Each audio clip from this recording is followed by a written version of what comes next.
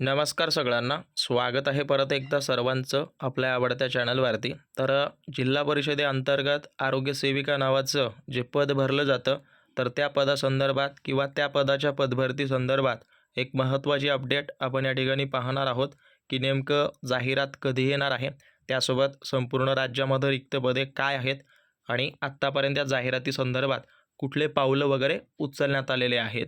तर वेळ न गमावता लवकरात लवकर व्यवस्थित परिपूर्ण व्हिडिओ पाहून घ्या आणि नवीन असाल, चॅनलला सबस्क्राईब केलं नसेल तर करून घ्या. अशाच पद्धतीची महत्त्वपूर्ण माहिती या ठिकाणी दिली जाते आणि टेलिग्रामला अपडेट मी टाकत असतो. सो ज्यांनी कोणी जॉईन केलं नसेल, जॉईन करून घ्या. त्याची लिंक खाली दिलेली आहे. तर बघा, साध्या सोप्या भाषेत बघायला गेलं तर एक बैठक झालेली आहे ओके नंदुरबार जिल्ह्यामध्ये.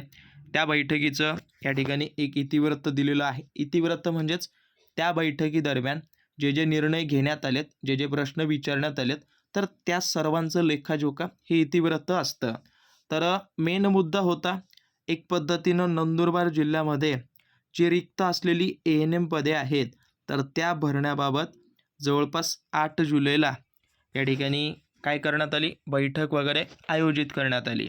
तर त्या बैठकीमध्ये विषय नेमकं काय काय होते ओके.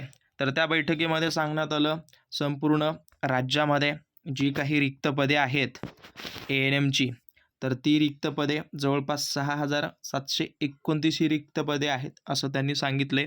आणि ही पदे कुणाच्या अंतर्गत भरतात, तर जिल्हा परिषदेच्या अंडरमध्ये ही भरली जातात. लक्षात ठेवा, ही DHS अंतर्गत भरली जात नाहीत. बरेच व्हिडिओ मी पाहतोय हे DHS अंतर्गत ANMची भरती वगैरे. DHS वेगळं आणि त्याच्यासोबत हे जिल्हा परिषद वेगळं, त्याच्यामुळे या दोघांतला डिफरन्स समजून घ्या.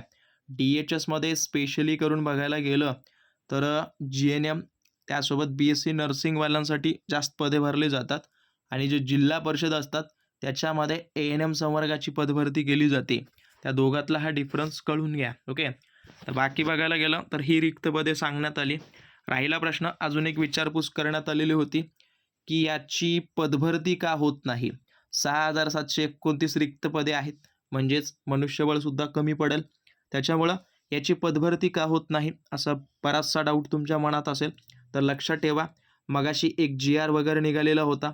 तर त्या GRमध्ये त्यांनी सांगितले की जे 10 वर्ष सेवा केलेले आहेत त्यांना परमनंट ॲड करून घेण्यात यावं, असा एक GR झाला आहे. अजून मंजूर झालेला नाही, पण त्या पावलावर आहे असं तुम्ही म्हणू शकता. सो त्या कारणामुळं ही पदभरती थांबलेली आहे असं तुम्ही म्हणू शकता. त्या पदांसाठी जी काही 6,729 पदे आहेत, त्याच्यामध्ये जे 10 वर्ष सेवा केलेली आहेत अशांना त्या ठिकाणी संधी देण्यात येणार आहे, असंही तुम्ही त्या ठिकाणी म्हणू शकता ओके. त्याच्यामुळे ही पदभरती थांबलेली आहे.